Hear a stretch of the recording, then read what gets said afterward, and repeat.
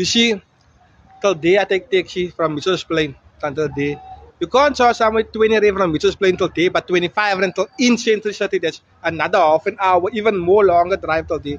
It's like, distance and petrol. You know how, like a drink, if a person buy now drink a juice, now you buy 200 ml juice or 500 ml juice or a liter juice. You can't drink out of a liter just 200 ml till year and pay 25 rand. When you have to drink the whole juice out and pay till day in Central City, 25 rand for the whole 1 liter. Doesn't make sense. So that's why our distance in petrol kilometers work. You must give out repayable offerings, and plus that money what they use so is to build their houses and the shacks with all that shacks is. See, they took 2,025 years to build houses. Now, just one puff, then the New York Jekyll half and puff with the tornado your house and a hurricane and the devils win your house off. Then you struggle again another 2,025 years to build a house or a home.